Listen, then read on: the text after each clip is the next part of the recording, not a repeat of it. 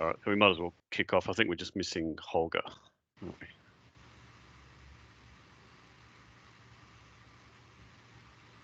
Perfect. Okay, welcome everybody to our second triannual update for the year. My name's Eric Bajaya, the chair of Building Smart, and I've got the board with me. Those of you who are new to Building Smart, you see everyone's faces on the screen anyway, but this is our current board. We won't spend too much time. We've only got half an hour, so we'll try and go through this fairly quickly. For those who aren't aware who Building Smart are, very quickly, there's a few things we do. We create and maintain a lot of the open standards for transferring and managing information in the infrastructure space. We advocate for the use of for digital transformation in the built asset industry, particularly for the use of open BIM and open standards. We provide some education in terms of certification and accreditation and help to train the industry. And we help facilitate in bringing industry together and to share best practice in terms of local standards and international best practice. So I guess starting for our update year, since our last session, unfortunately there was some sad news with the passing of Richard Petrie as the CEO of Building Smart International. So that was very sad to hear. Richard was quite a great guy in terms of what he did in Building Smart, started in 2013 and really helped pull the industry together. He had some great leadership, was a very approachable person in my dealings with him. So our condolences go out to his family, particularly his wife and kids. For those of you who, there is a memorial that's happening for Richard on the 19th of September, both live and there'll be a virtual event. So if anybody wants to attend that, I think that'll go out in our newsletter, I believe, Audrey, with that link. Yep. So the link will go out tomorrow. Yep. So if anybody wants to attend that memorial as a bit of a celebration of Richard's life, feel free to attend that. That's open to the public. So yeah, really sad to hear of the passing of Richard. So since then, Ian Howell has been placed as the interim CEO of Building Smart International.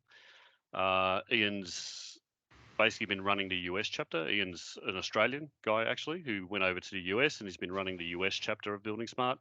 He's been doing some great things over there in terms of his interactions with government and a lot of larger companies there. So really built the chapter over in the US. He was over here, I think it was about a month ago in Australia. And while he was here, we took the opportunity for the board to catch up with him down in Melbourne. We had a really great conversation with him. Just spoke about, some of the things we're doing in Australia, some of our concerns, some of the things we'd like to see. And he's taken all that on board. And I think that'll be great having him in the chair at the moment in terms of our interaction with Building Smart International. So that was a really great session with Ian. Okay, IFC 4.3 and just an update on that. Jim or John? I know, Jim, do you want to go through that now or do you want to save that for a bit later? Yes, no, that's fine. Sorry, I thought it was late in the agenda. Yeah, John can fill in some details as well, but I just wanted to draw everyone's attention to two issues that are happening at the moment. The first is the strategy planning for the infra room. We had a roadmap, or we have a roadmap for our activities, but we recognised earlier this year that we should refresh that.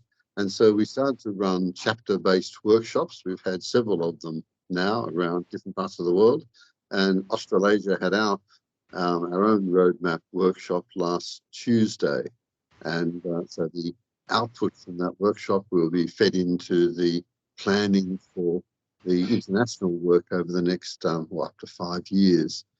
There'll be a presentation of the output of the results of the various workshops internationally at the summit, which is coming up in October. And I encourage you to participate or to join that remotely. You can always come from Montreal, but I guess most people will probably join it remotely. You can also review our workshop. Audrey, can you share not now, but at some point, share the links to this audience so that you can see what we did at the workshop. We had a Miro board, which has been populated with lots of ideas and discussion, and there'll be ongoing discussion remotely through that Miro board. The other thing I want to mention quickly was a project activity that's been simmering for quite some time, but is now reaching a level of maturity. It's on asset operation management handover. So it's all about what information needs to come out of a building construction design process or an infrastructure construction design process to support asset and management and operational management of infrastructure. So the work originally started focused on building, but now there's a push to swing the emphasis around so that it equally deals with infrastructure. And so there's a working project outline in the mix at the moment, and will be where that's going to the Infra Room Steering Committee for discussion in the next week or so. So I encourage you to just keep tabs on that. There's been a lot of work done in that space over the last few years. Lots of papers, lots of white papers, lots of experiments done with asset management. But it really is a critical issue for us in the infrastructure space. And again, there'll be a focus on that at the summit. I think I've gone more than 3 minutes. Thanks, Eric. That's great, Jim. John, is there anything you wanted to add to that? It was a good workshop. It was well attended and some good questions and discussion. It was recorded, so as Jim said, it should be shared. I spoke a bit about what the 4.3 improvements were, and Lee spoke a bit of perspective and experience from a software implementer. There does seem to be a bit of an appetite on some technical sessions to deep dive further into that, including improvements for efficiency and reducing file sizes and things like that. So hopefully we'll be doing some workshops or online sessions on that sometime soon. Thanks, John. And probably adding to that, and I know Scott Beasley's been running a few workshops that sort of been facilitated between TFNSW and TMR. I know, Lee, you've been involved with these as well. So just sort of doing some pilots and trialing and testing of IFC 4.3. We've had a lot of the vendors attend those sessions and provide a bit of an update on where they are with implementation of 4.3. The next meeting's actually this Thursday, the 25th at 10 a.m. So if there's anybody on the call or watching the recording that wants to be part of that, just feel free to get in contact with us. Lee, I don't know if you want to add anything to that with some of the work that's been going on, or John within that working group that was set up. Anything you want to add to that? It's Lee here with a croaky voice. Yeah.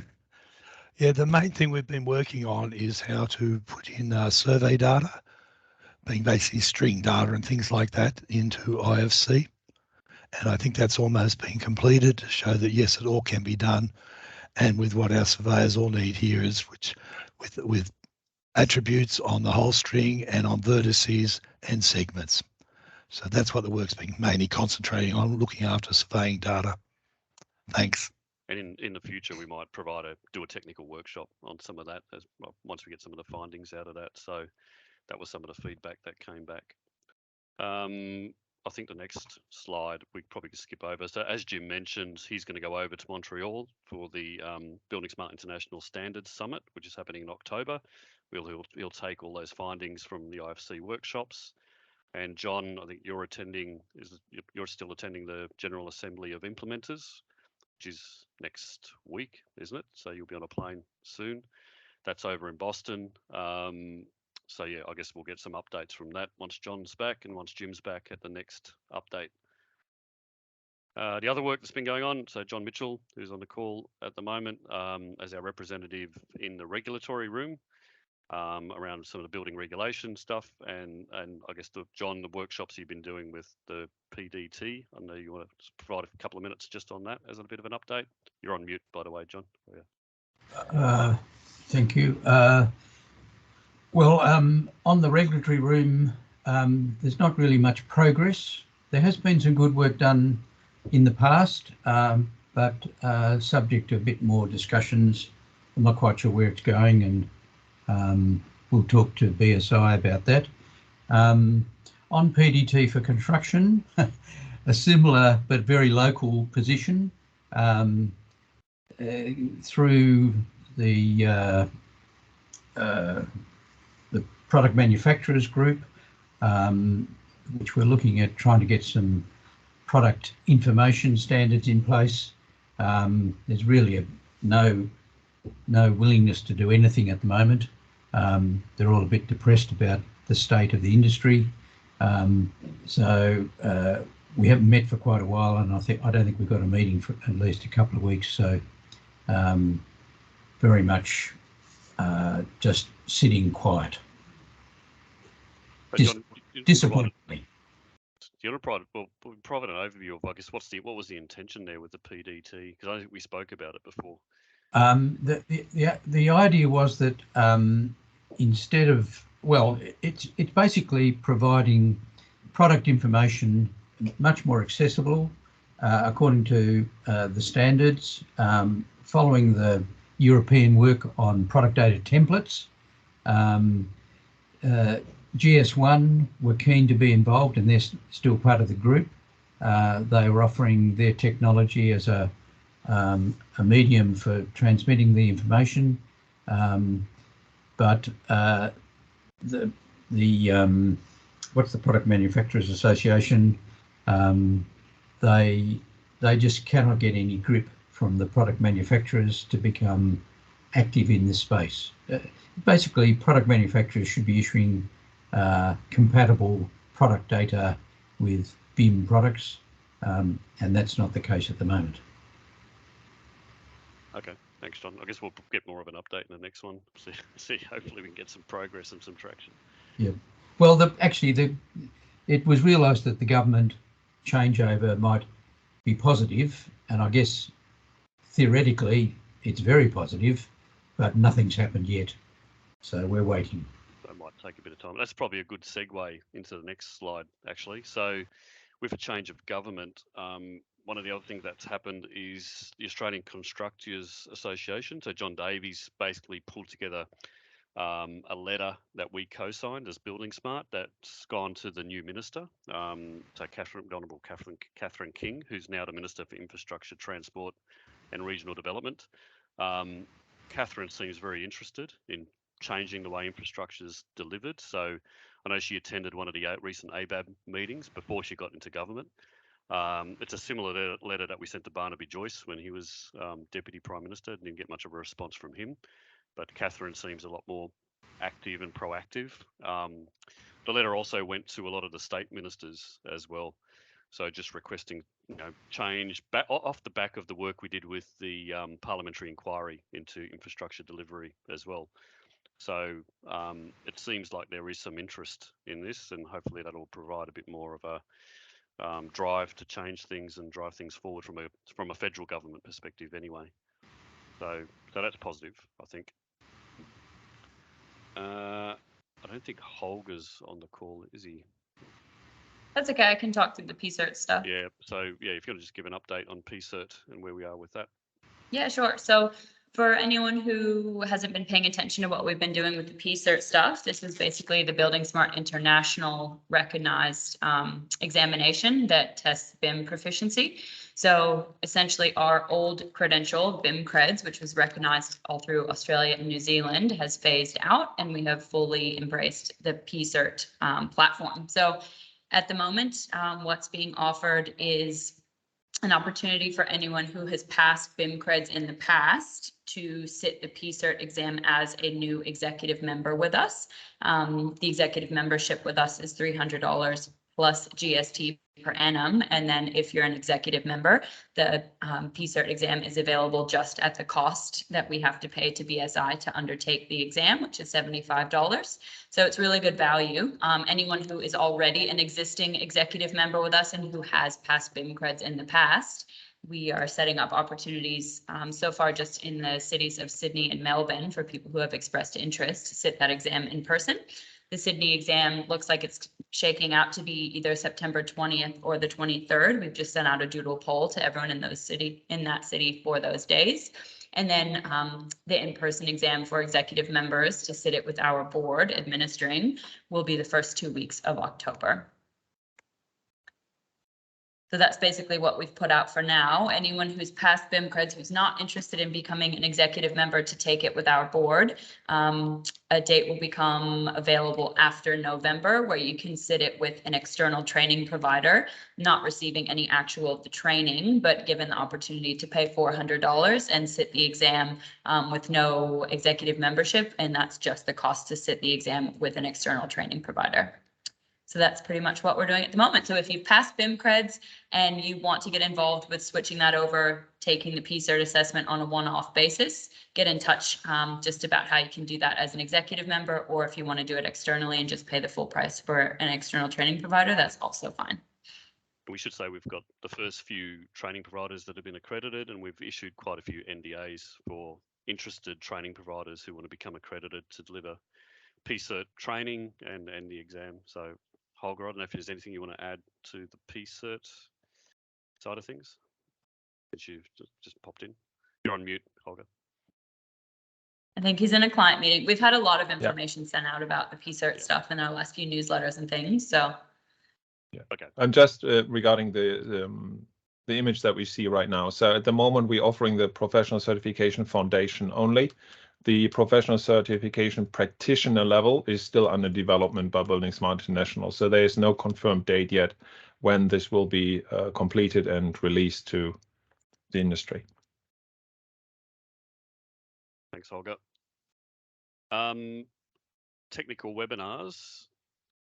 So it's something we've done a couple. So we're looking at what our next technical webinar is going to be based on some of the feedback. I've just added these in. So some of the feedback from the IFC workshop last week and a few others that have spoken to me, there's a real demand for even going and producing some IFC basics or some open BIM basics sort of content. I know, John, you did one as part of the workshop last week, and I think that was quite positive. Some of the practical applications of IFC, that's one of the considerations as well. And then some of the other areas outside of IFC with IDM and MVDs and BSDDs, what does all that mean and how is it useful? That was another request that I got as well. So we'll probably discuss that as a board and work out when we're going to run the next technical webinars. So we did discuss it at the last board meeting. So we'll start setting some dates for some more technical webinars. So yeah, watch this space for that. Future Infrastructure Summit. So we had our first planning meeting for the Future Infrastructure Summit. Audrey, do you want to give an update on where we're at? Yeah, sure. So the idea this year is that we're just going to move forward with the original plan that we had for last year that we actually couldn't go ahead with in the end, just with COVID stuff flip-flopping. We've done the Future Infrastructure Summit for years now in conjunction with Lean Construction ANZ. We do it as a team effort, which is really great because we get speakers from both sides of the fence, and attendance is really well-rounded. So this year we are going to be holding the in-person event as a more intimate event at a smaller venue than what we have in the past. We're going to hold it at the Light Space in Brisbane. Essentially just focusing on an in-person delivery of around 10 speakers on the day. A lot of workshops, Q&As, panels, just really interactive, kind of just a big in-person fun gathering for anyone who's able to attend in person. We're looking at the second week of November for that, just locking in one of the weekdays as we move through this week.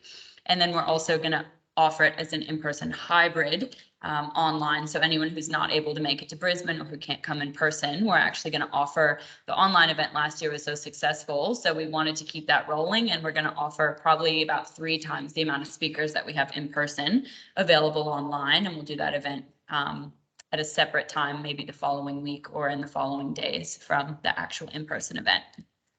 So stay tuned. The newsletter is going to go out tomorrow in conjunction with all the announcements that we've made today. We're openly accepting expressions of interest for sponsorship, and tickets will go on sale immediately for that as well. And there'll be a call for speakers that'll go out as well. Exactly. Thanks, Audrey. And then finally, the Open BIM Awards, the Building Smart Awards. Don, the update on that. You're on mute, Don. Just when I thought I wouldn't do it again, eh? Thanks, Eric. Yes, there's been an update for all the jurors. I hopefully they've all received a message from Susan from Building Smart International, noting that the voting's now closed and we're now through to the evaluation phase. The program management team of Building Smart International currently reviewing all the scoring, and then it's over to BS International Executive to do the final review, and then there'll be announcements around the finalists. The only remaining piece of the action is lessons learnt. So I'll send out an email to the all the jurors so we can get any feedback on the program this year, any suggested improvements, etc. I haven't received anything to date, but we'll collate all that and get it back through to Susan and the team. And that's really it. So thanks also obviously to everyone involved in that judging exercise. Yeah, thanks, Don. And I think that's it. So I don't think there'll be many questions because yeah, we don't have many people on the call. But the idea is this: if there's anything, anyone watching this and any questions you've got, feel free to just email direct to us, and we can answer those questions direct. Anyone on the board or directly to the Building Smart email address through the website. Is there anything else anybody else wants to add before we sign off? John Mitchell, I think you're on mute. Actually, it was my fault. I muted you, John. So I blame me. I thought you wanted me to talk about IDS. Oh, you can talk about IDS. Yes, sorry. I was going to suggest that. All right, let me I'll share my screen.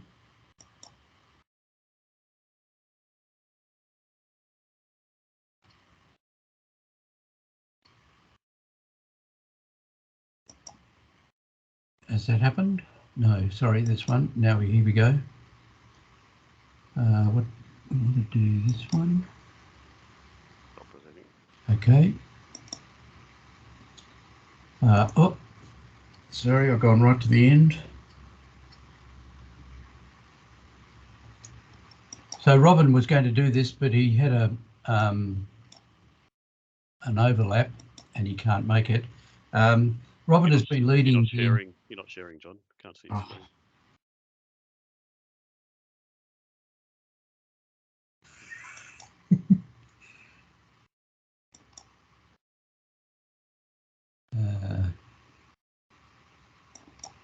Now? Yep, I think it's come through. Yep, there you go. Okay.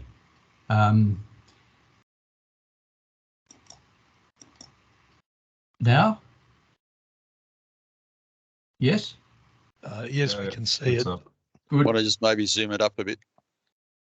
I've got my full screen here. Yeah. Oh, it's just. It's fine. It's fine. There, how's that? Okay. Right, just scroll through. Good enough. Yeah, good enough. Slides. Yep. So Robin is the leader for the Building Smart International group working on IDS at the moment. He's got a colleague in QUT which is helping him. What is IDS all about? Well, these underlining sections here. It enables a client to specify the requirements of your modelling. It allows integration with BSDD, the data dictionary, and other product data templates. It's computer interpretable, meaning that software tools can use it to validate and check models. It allows for automatic validation of IFC against the requirements of the client. And of course, it's based on bSA and other industry standard technologies. So here we have a little quick process. The client creates the IDS. So this is a client benefit in principle and sends it to the modeler.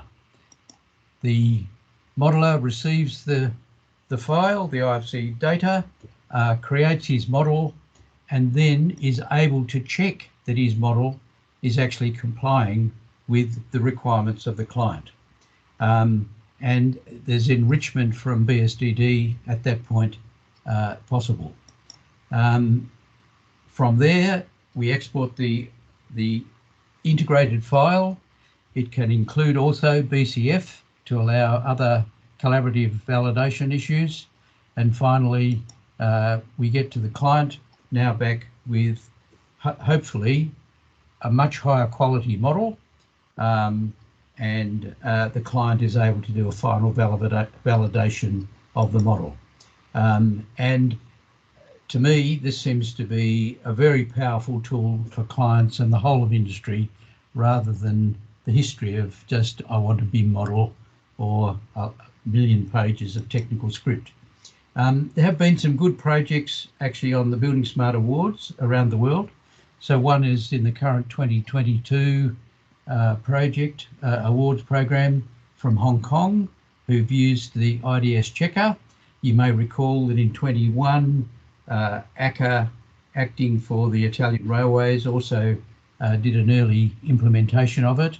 Another exemplary project is Simba, which is Norway's building agency's BIM specification. They use the product BIMQ from Thomas Liebig and others to do it, but in essence, they issue an intelligent brief which enables this whole process to be achieved. Robin is working on this. There's some links there. Now I'll finally go to another. Do I have to share this again? I guess I do. Let me just do it. Or can you see that? The 3D model?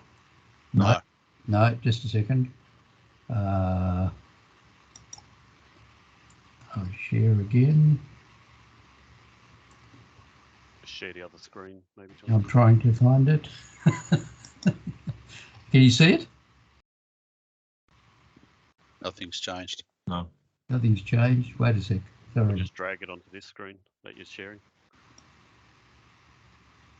I'm not sure that's going to be a winner. Quickest to stop sharing and just reshare the one you want. Yeah, okay. Huh.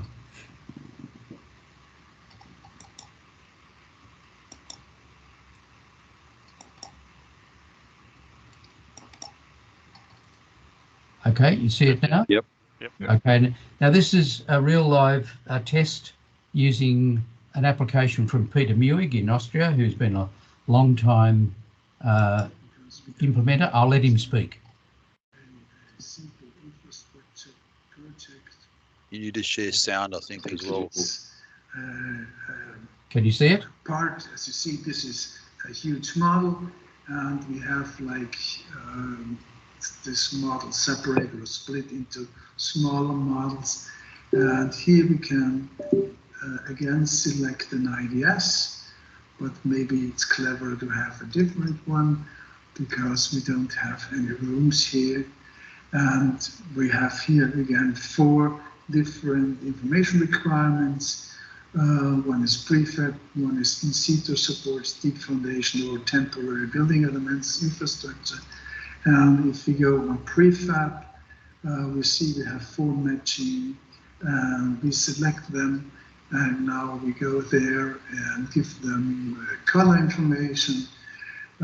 We proceed to the in situ support, and as a difference to what we saw before in our applicability, we combined the IFC entity with a property requirement.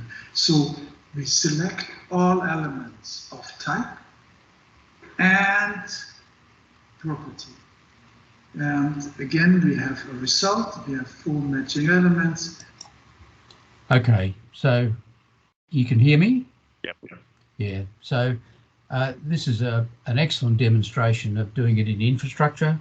You can tie it down to very precise classifications, property sets, information attributes on the IFC data. And the proposal that Robin at the moment is considering is that he would work with the IFC 4.3 working group. We probably use the Peter Muig solution, but we may have other options when the time comes, and implement part of that as a demonstration. And I believe this would be an excellent idea. That sounds good, John. Yes. Okay, I think we'll wrap it up there. We're right on our half an hour now, so perfect timing. Thanks, John. Filled it in well. So yeah, we'll wrap it up there. But like I said, any questions, just feel free to email any of us or directly to Building Smart. So yep, thanks everyone, and thanks to the board for providing the update. Okay. Thanks, everyone. Righto. Bye. Thanks all. Thanks, everyone. Cheers.